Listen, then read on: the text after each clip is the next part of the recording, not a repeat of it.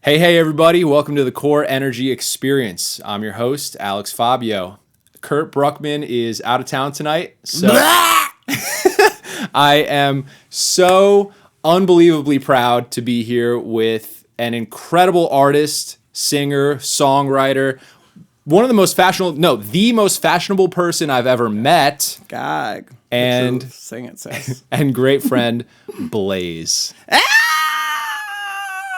Thank you for having me. It's literally, I love this. Any opportunity that I could sit down with a fellow artist and talk is an opportunity I will always take. So thank you for having me. Yeah, thank you so much for coming. I'm so happy you're here. I would really love to, in this conversation, dive a little bit deeper, because I've known you for several years. Oh my God, a long time. Right, connected through the music scene. Yeah. And I would love to kind of go a little deeper and get to know you on a deeper level, artist to artist. Let's go. I would love to kind of talk about like the undercurrent of what it means to live the artist lifestyle. Yeah. I feel like it's not talked about enough. So let's dive into it. First off, do you think it is different to live the artist's way today than it was in other eras in history? Of course. Because, I mean, the biggest thing is there's so much being thrown out there at all time. And if you think about it, anyone who can play an instrument or hold a tune and can record themselves is out there. And while I think there's something so incredible about that, like that's amazing because anyone can do it and at any time.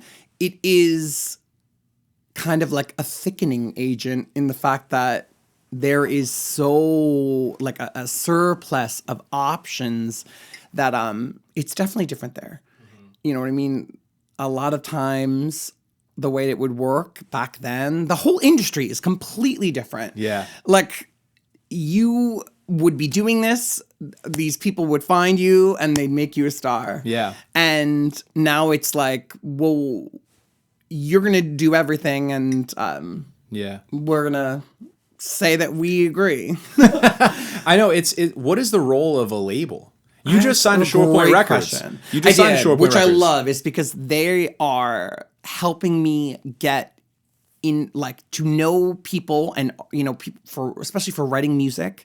They have me working with producers and writers that are incredible. And, they have a little team that are helping me with social media. And it's great. Mm-hmm. And I love it because they believe. And that is one thing that I will always say is different about a major label and an indie label is because it's indie, they actually are doing like old school artist development. Right. And a giant label doesn't. I could say fuck, right? Yeah, of course. Okay, so they don't give a fuck. A giant label doesn't give a fuck. Like indie label, if you're going to be involved with any sort of a label thing, obviously an indie label is incredible and the one to go to because of the fact that like they believe in artist development. And I'm not saying like, Jesus Christ, the whole goal is to get to a big league. So I'm trying my best, but it is great that in the earlier stage of artist development and such to be involved with an indie label and to have someone believe. Yeah. Especially if you are somebody who isn't, the easiest to sell. Mm-hmm. Yeah. And it's kind of a double-edged sword because like on one hand, there's no gatekeepers. Yeah. Right. On the other hand, like you said before, you have to do everything yourself. Yeah. Right. You don't have a marketing team when you're by yourself. You don't have people pitching you to radio. And also, like, what's the role of radio now, too? What is the actual role of radio? So I'm really big on, like, the trade magazines. Okay. I love a good billboard. I love, Variety, Hollywood Reporter. I consider Pitchfork a trade magazine. Sure. What's a trade magazine?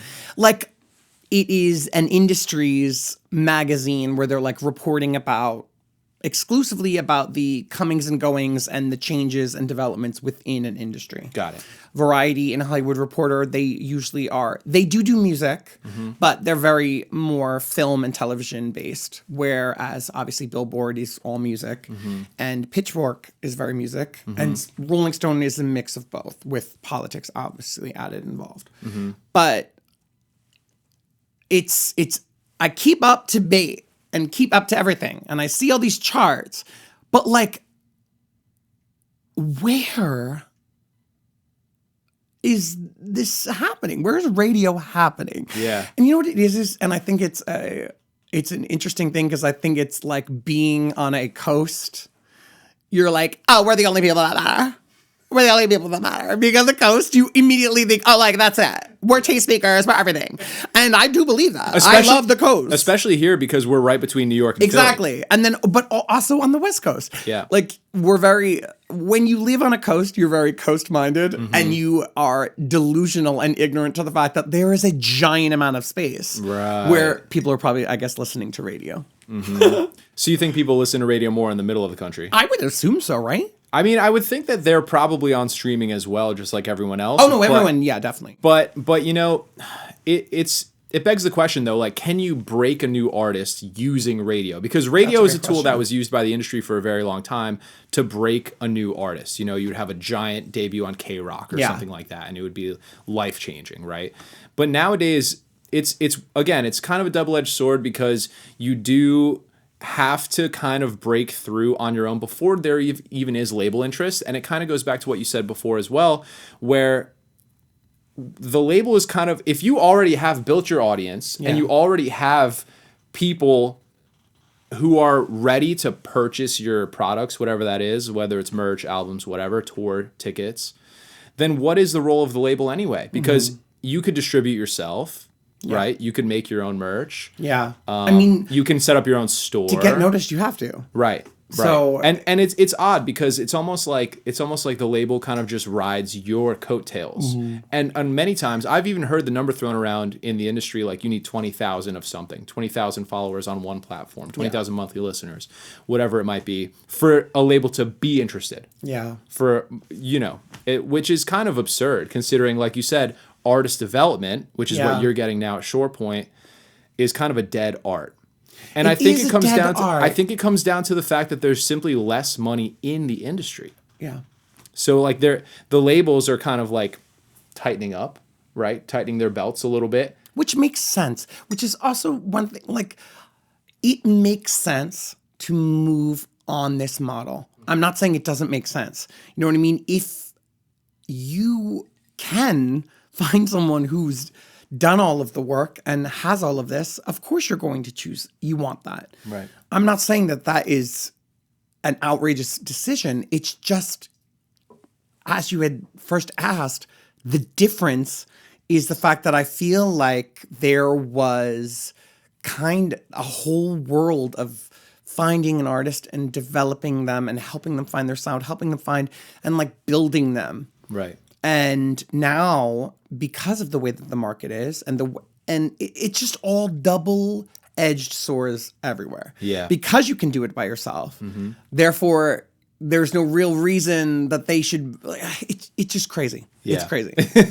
That sums it up. Yeah. So your first release, if I'm right, is 2011. Yes. Oh no, 2012. 2012. 2012. Okay. And Dirty Pretty Thing. 2 R's in dirty. Darty Pretty Thing.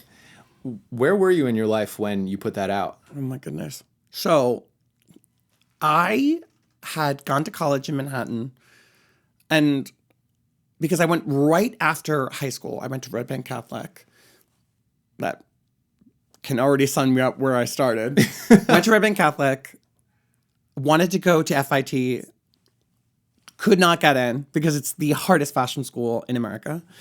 So I went to LIM, which is a fashion business school, and immediately went and lived in the city.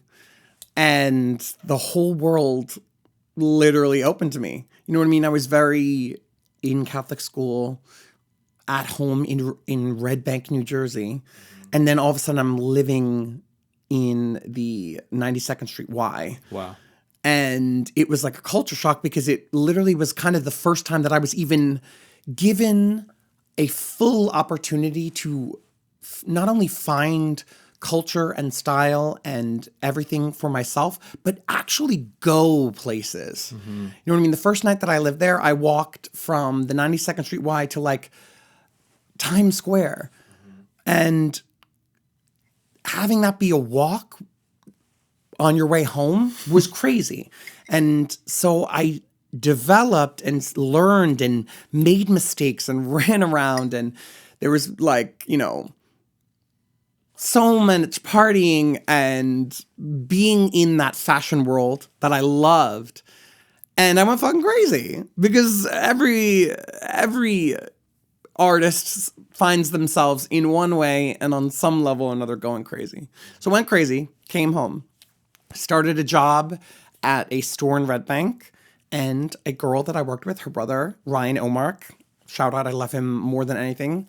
He was a music producer.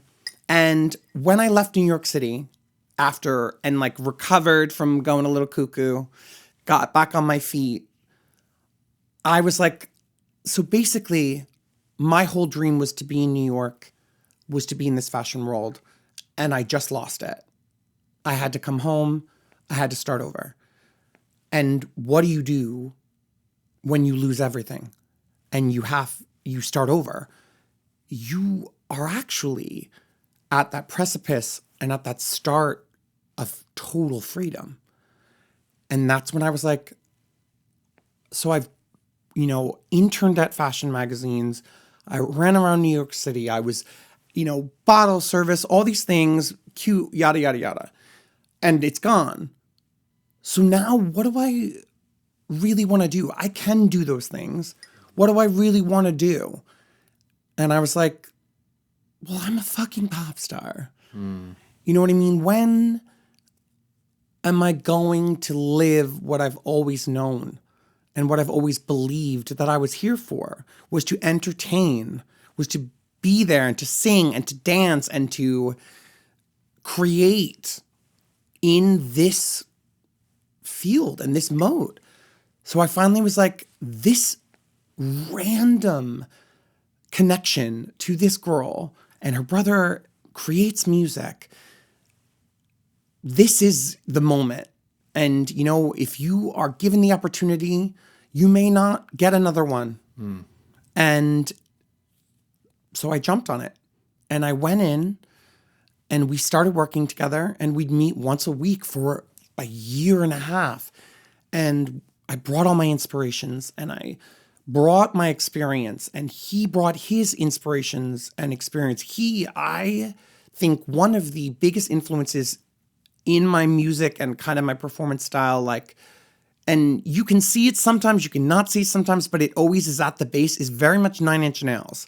And he was so responsible for me getting into the like discography of of 9 Inch Nails. You know what I mean? Getting beyond what the music videos on MTV.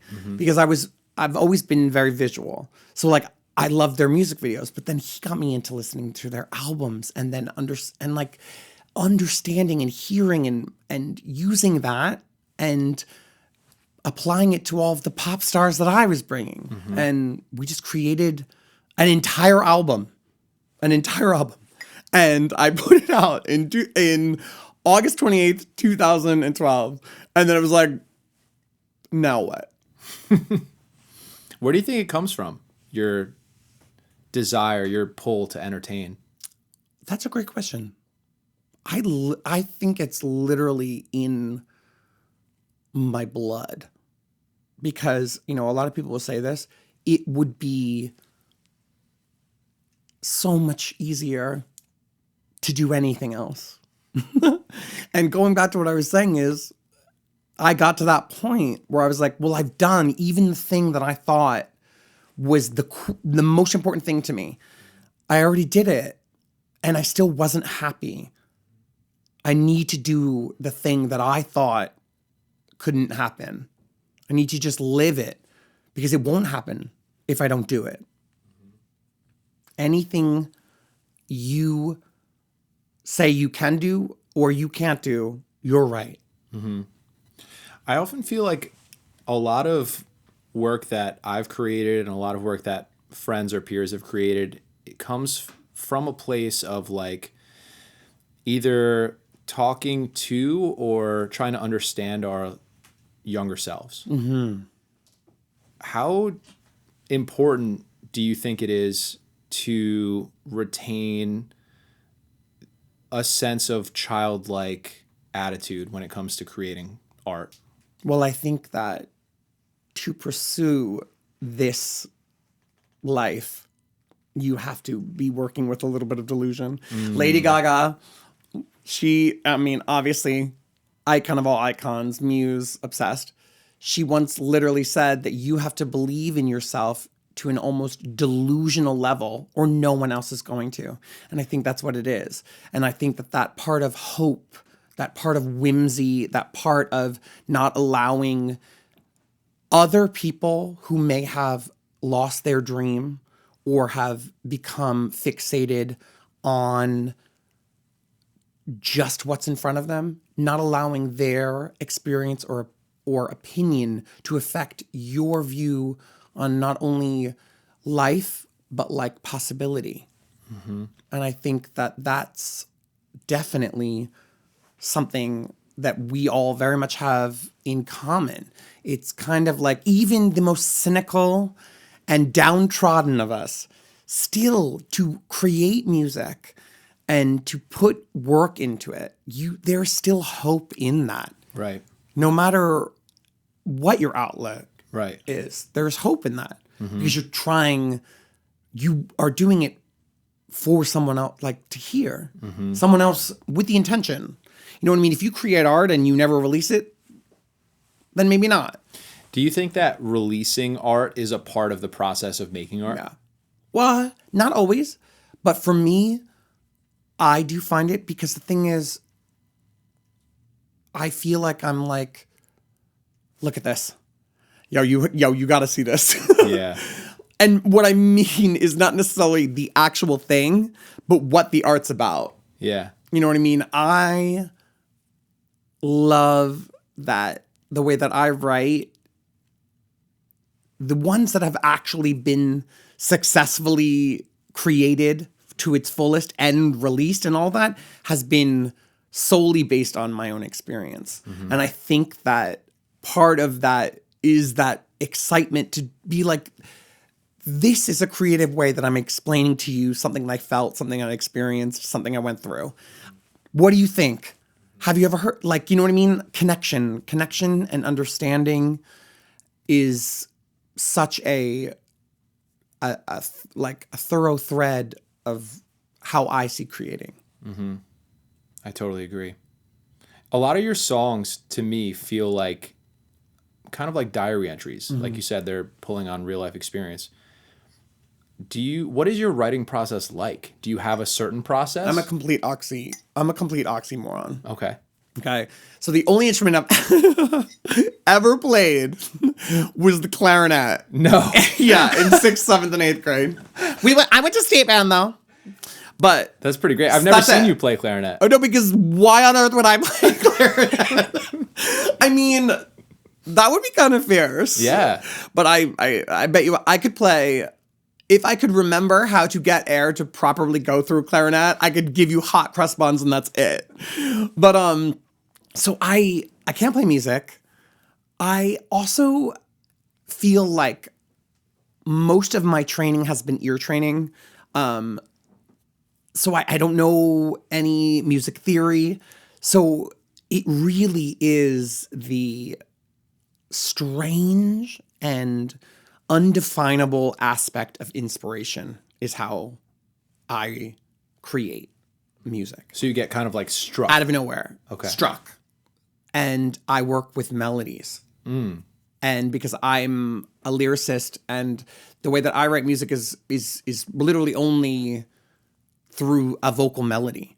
So there's been everything that I've had has been something has happened and something has started.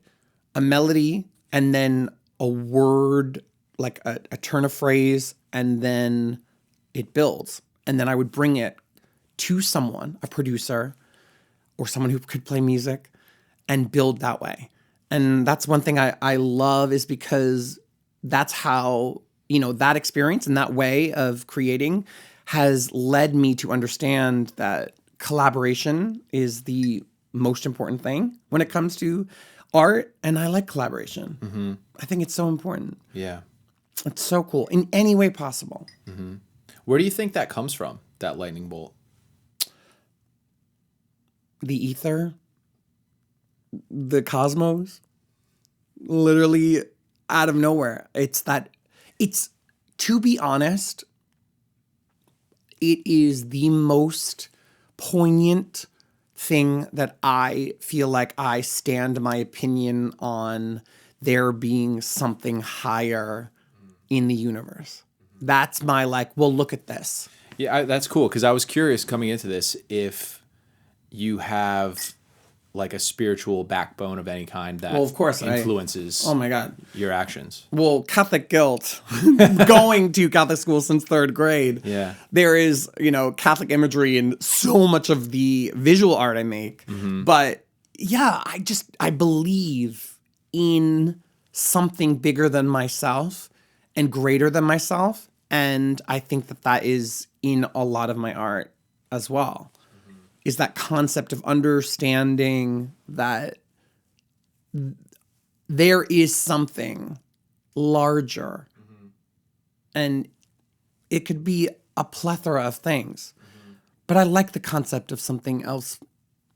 I'm small. I don't want to be big. Right. So then do you think that your voice musically is that coming through you? Or do you think that it's like, I don't know, your interpretation of... It's a mix. I think it's a mix of everything. Yeah. Mm-hmm. And I think that because even the fact that, I sound the way that I sound, mm-hmm. that I perform the way that I perform, that has so much of me in it, but it also has so many elements of my life and the things that I've experienced, the things that I've taken inspiration from. You know what I mean? That we're all sponges. We're all sucking up information and inspiration and then creating a product. And the product is us. Mm. No matter what you do, you are the result of the things that you love, that you hate, that you are inspired by, that you find, boring. You are a complete manifestation of everything you've been presented. Mm-hmm.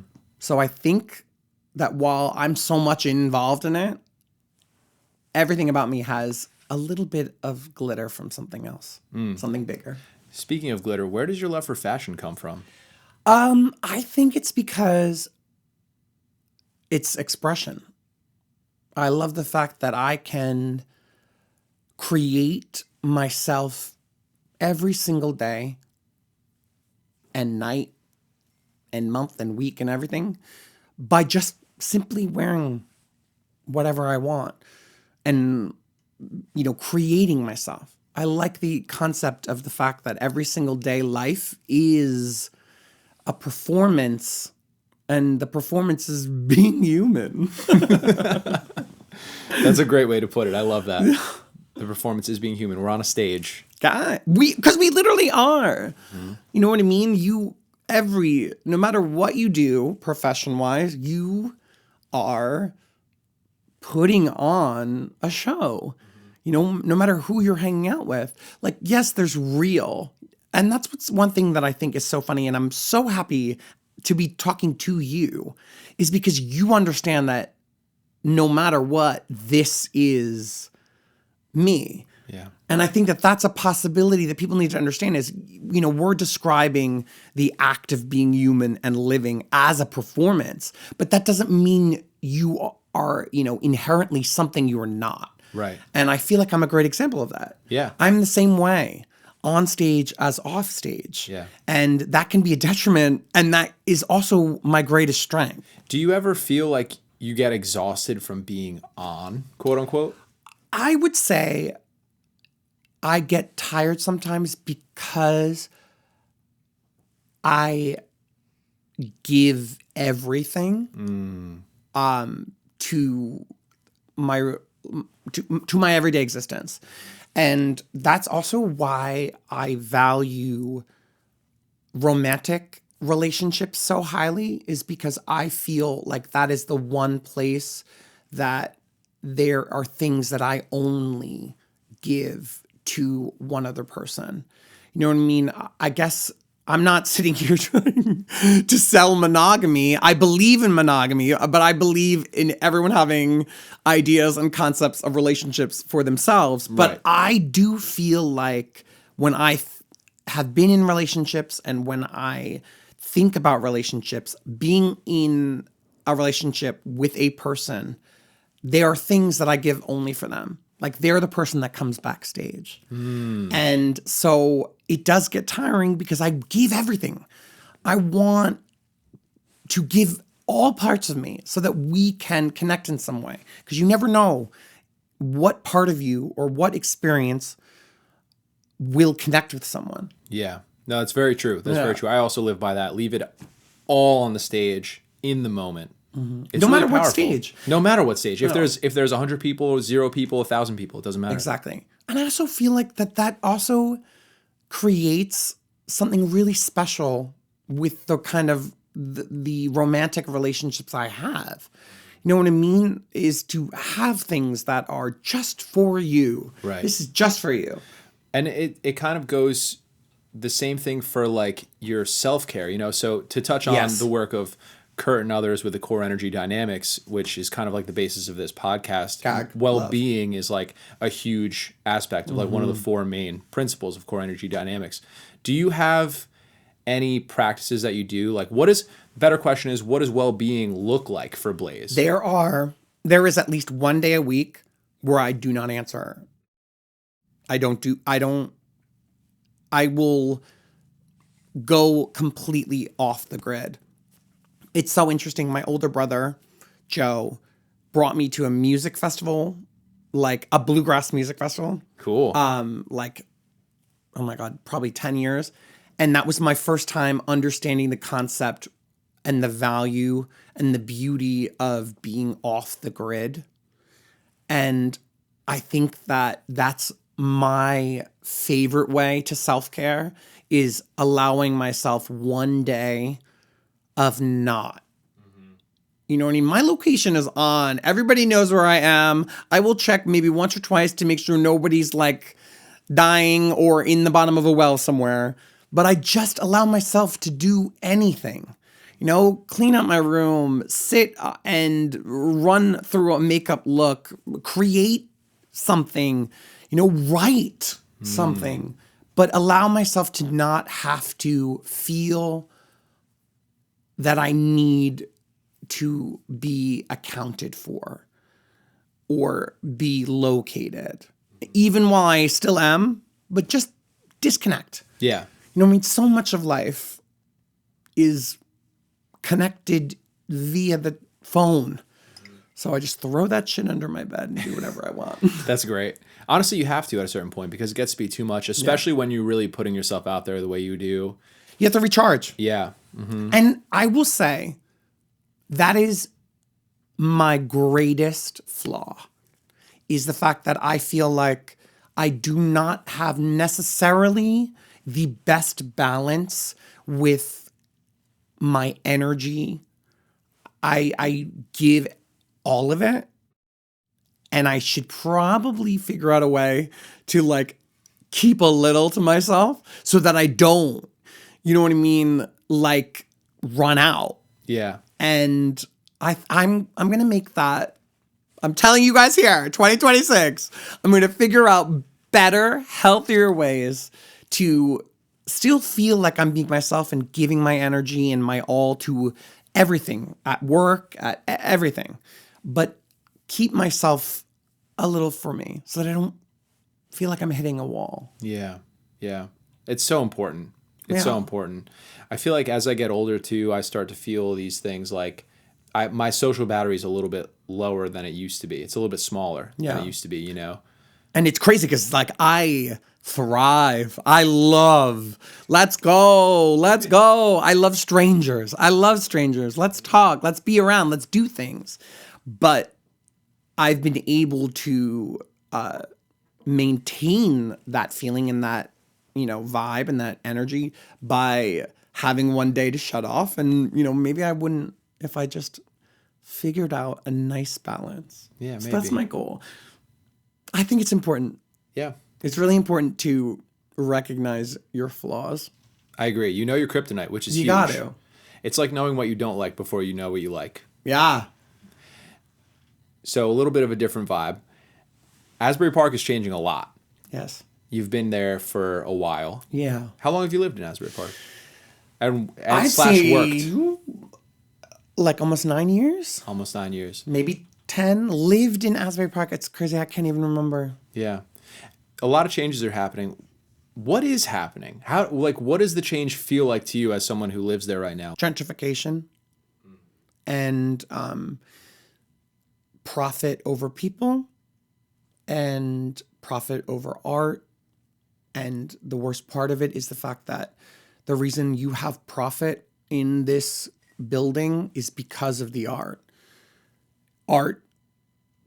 First of all, Asbury was stolen from the people that lived there. And that's on period first. Okay. People lived here, they had lives, and then it was stolen from them. It's just all a sick cycle.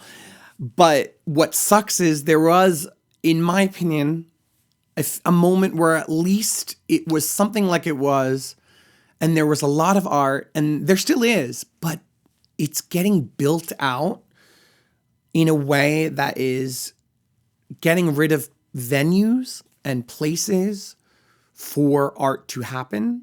And the art is why people want to be there. And I want to give the biggest shout out to all of the local business and the local venues and the local restaurants and the local everything there, because they are doing everything they can to maintain the vibe that was why people want to live there. Yeah. Like, I love y'all.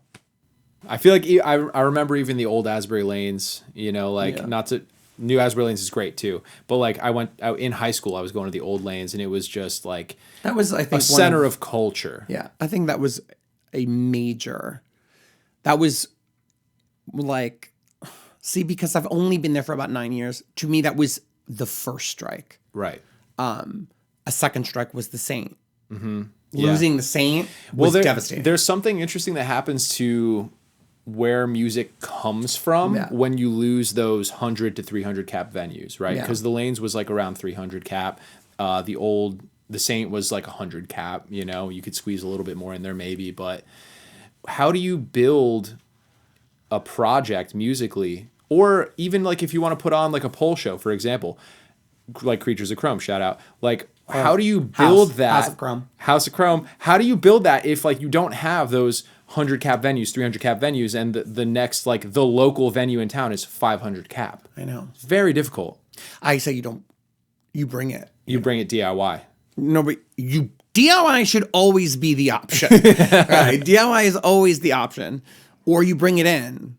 Mm-hmm. To the big venue. To the place. Building it in Asbury is difficult because of exactly what you're saying. It's to the point that you almost have to like export your building to then import it in. So you build it in another town where there are 300 go to the VFW venues. Hall, go to the whatever. You have to. The rec center. You literally, because to create is to start small. Yes. And there are places, we are always blessed to have Low Dive. Yes. And to have Peter Mantis. Yes. That man is like one of my heroes. I love him. He is the heart and soul of Asbury's music right now. Is Peter frigging Mantis. Okay. Especially in the smaller side where people can, exactly what we're saying, is have the opportunity to build from a smaller crowd to be able to book these larger venues. You have to. You have to. Because how else can you show your stuff? I mean, you can't just first show go and play at a 500 cap venue. You're not going to bring anybody, and then everyone loses. It's not a win for anybody. So it's really important to have those kinds of rooms. One thing that we have avoided thus far, that is, because I'm always looking for a silver lining, is the fact that we have not gotten to pay to play. Right. Asbury has not gotten there yet. Speaking of Creatures of Chrome, what does it mean to you to host Creatures of Chrome's live show? I think that I was born to be the madam of a burlesque house. I think it's in my blood, in my DNA, and everything that's inspired me. Is I've always just been drawn, attracted, and inspired by fearless female or feminine people. You know what I mean? And not even just that. And then also being part of Creatures of Chrome has shown me the limitlessness of the art, and that, you know, it's not even just a female or female identifying art. And I just love the fearlessness of what Creatures of Chrome does, and all of the incredible artists that I've met. And I think that it is a fearlessness that I identify with, that I inspire to, and that I recognize. And I just want to be involved in bringing it to other people. Because seeing artists grow from, you know, they were just, you know, as we call them, the leopard box bitches, to then now going and being and showing their incredible talent. It's so beautiful. It's so beautiful. Yeah, it is. Where do you think that comes from? Your absolute respect and undying love for those powerful characters. Well, because women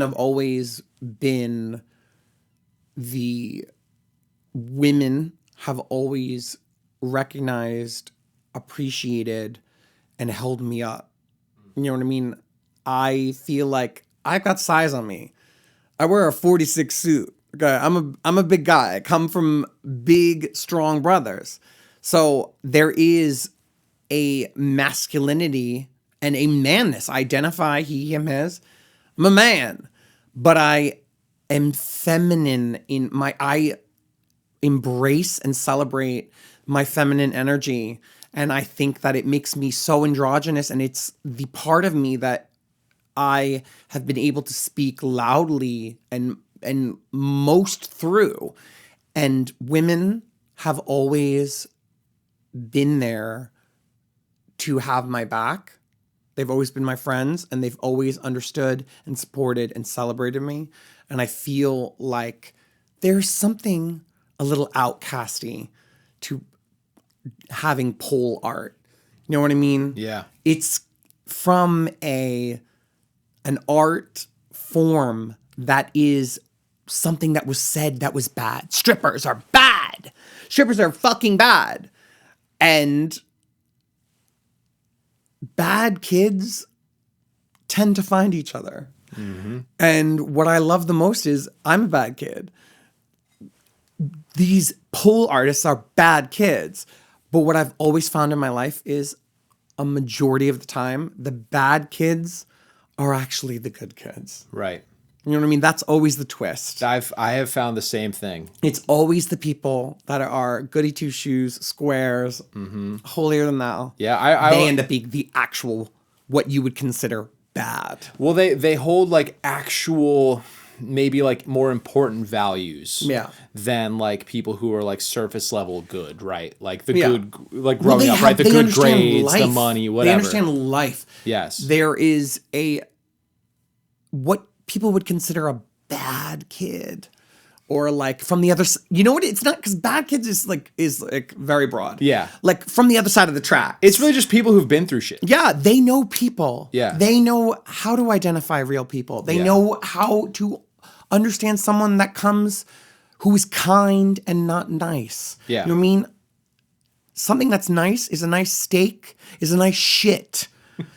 What people really are trying to say is kind. And I live by that. You know what I mean? I like nice steak. I like to take a nice shit. But if I'm trying to say what a lot of people would say is nice, I say they're kindness. I always feel like, and I say this to Kim too. Pole right now, I feel like is like punk in like the 70s. God. You know what I mean? It's like still so new in the way that like it hasn't hit like a mainstream quote unquote thing yet. And I feel like because men are just coming around to the term it's not for them. Well, that is massive. Yeah. And also, it like you said, it comes from the club Yeah. originally, right? And the same thing, I mean, punk rock came from people who didn't know actually how to play. And Yeah. so that's why it sounded the way it sounded. But they were playing the blues, quote unquote. But it's their own style, right? And I feel like the energy that I see at the Creatures of Chrome shows and Pole shows in general, and just the way that it's kind of like permeating into alternative culture is... It gives me that same like tickle that I had when I first discovered punk rock, and that shit set me free. Hell yeah. You know? Because it's about the person who is dancing. You know what I mean? It's for them.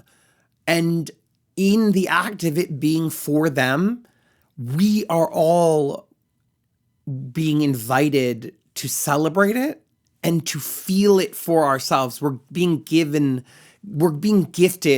this image of freedom. It's a gift. That's exactly what it is. Yes. And I think, just like you were saying, and as I kind of stepped in, why it's still a little underground is the concept that men are having to learn that it's not for them. Mm-hmm. And anytime men have to learn something's not for them, there's going to be hesitation, and it's going to be considered underground. Right. Because they have to understand that because it's not for you doesn't mean it's wrong. Not everything's for everyone. No. And that's cool. And you are allowed and it's okay to be like, that's not for me. Right. You know what I mean? Like, you're Absolutely. allowed to be like, that's not for me. Yeah. You have to be. Yeah. You have to be. Otherwise, you're fucking faking it. Exactly. And if there's one thing you can see from a mile away, it's someone fucking faking it. Yeah, that's true.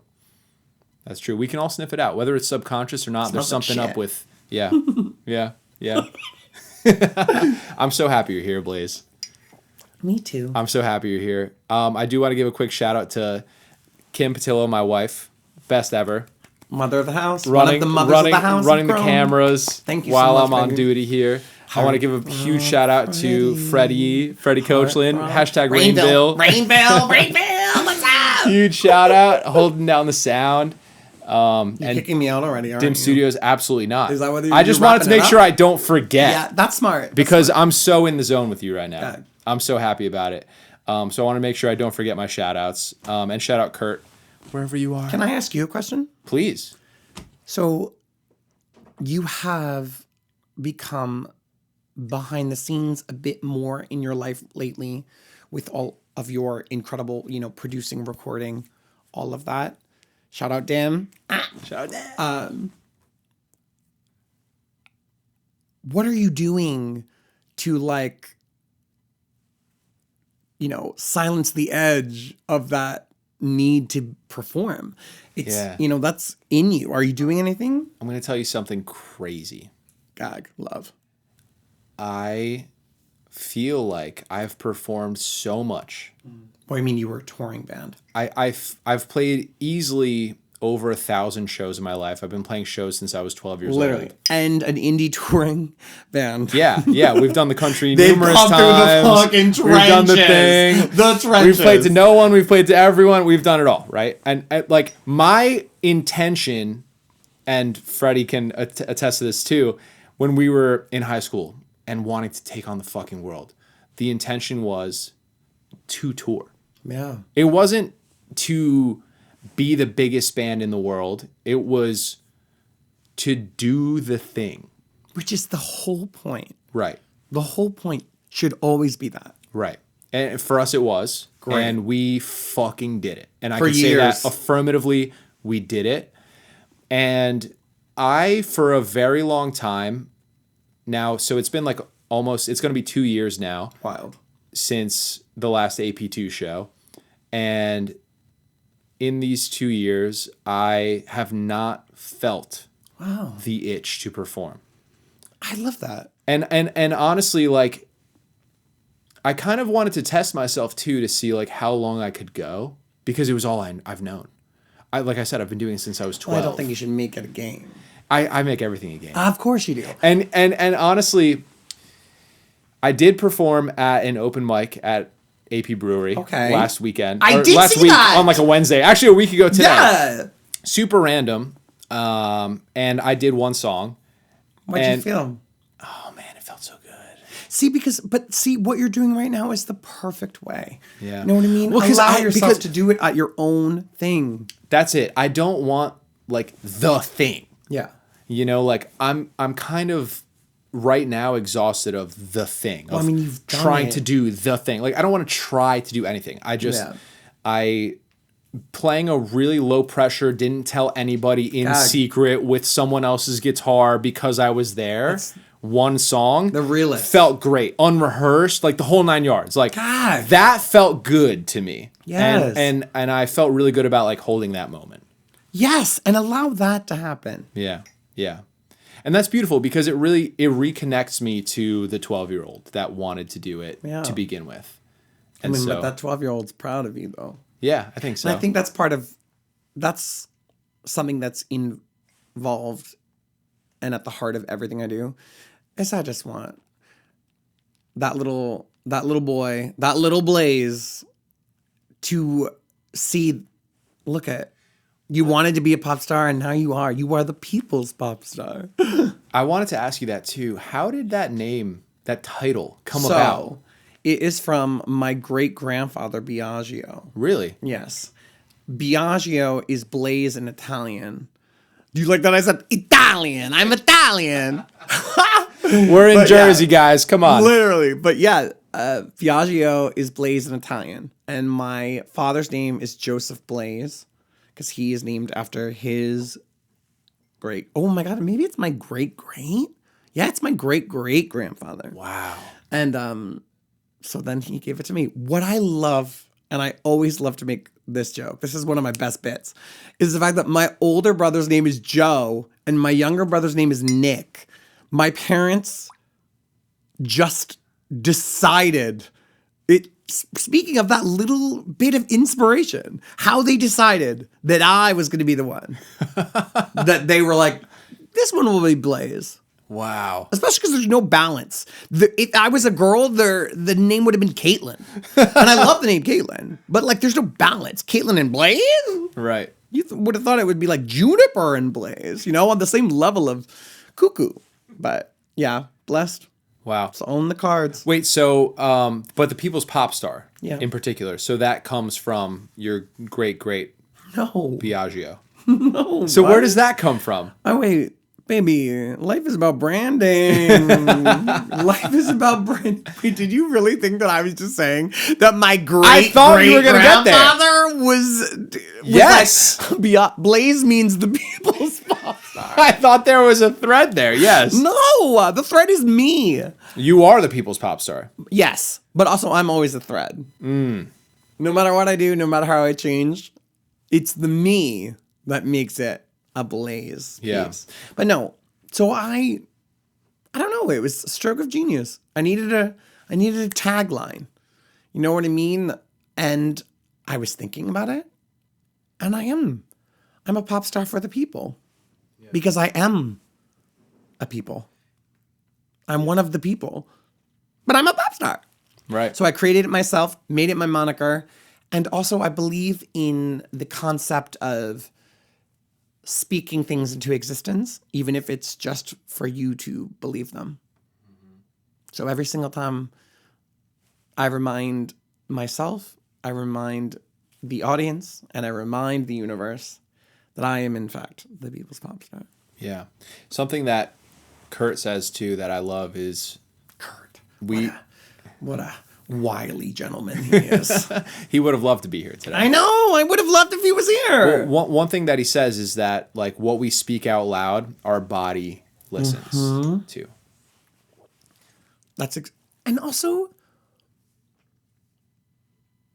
I can sit here and I can tell you how much I want to, build connection, to help people feel seen, to represent, and I mean all of it with every fiber of my being. But just like we were saying, I'm doing it for that 7-year-old for myself too. You know what I mean? Like, I'm doing it for me too. So when I'm saying these things and I'm reminding myself as well, because then it becomes true. And that's what it is. Mm-hmm. That's so true. It works if you work it. So work it.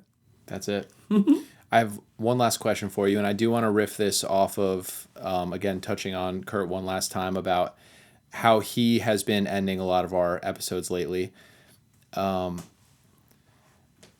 going to put my own spin on it, though. And he's going to love this. Close your eyes for me for a second.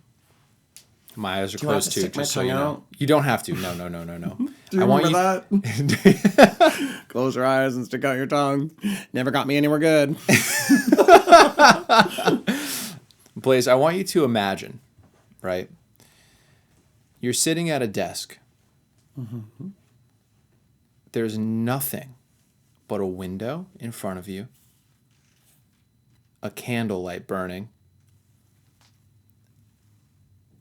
a piece of paper, completely blank, with ink and a pen next to you. Gag. With this piece of paper, you have the power to gift something to the whole world. What would you write on that piece of paper?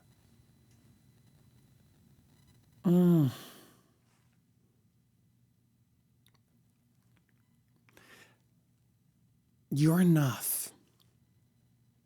I think that we spend a lot of time compare, contrast, sizing,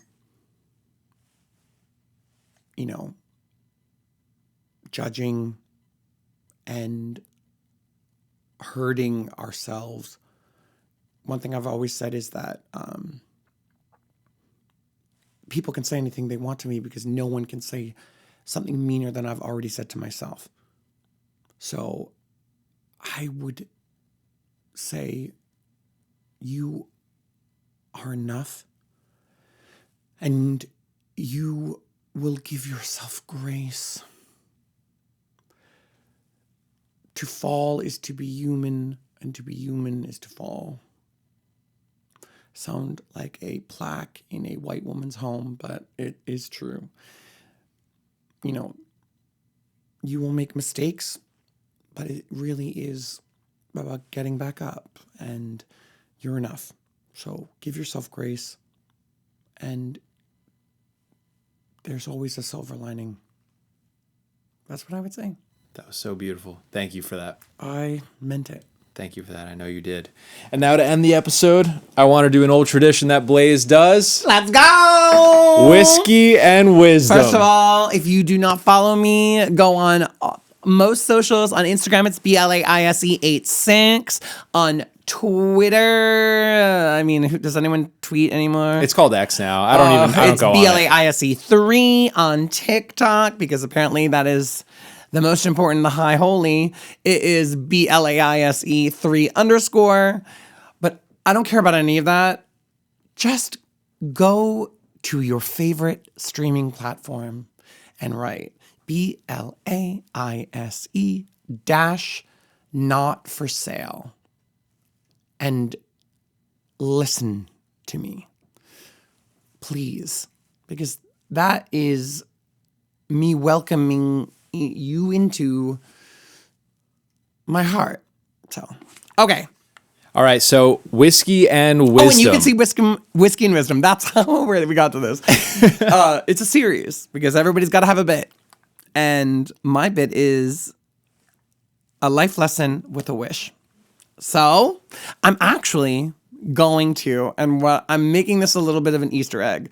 I'm going to record this and post it in 2 days. So I'm like workshopping this whiskey and wisdom right now with you guys. This is an exclusive. So and I just have a feeling in the back of my head that it's going to be best right now.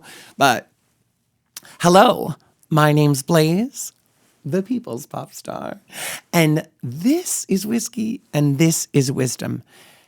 You do not need to make yourself digestible. You do not need to lessen or dull yourself to be accepted, to be understood, to be appreciated. You are exactly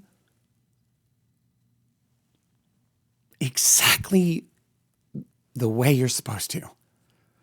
And even if you're growing, you're going to grow even more so. We all are. So, on the count of 3, make a wish, not about money. 1, 2, 3.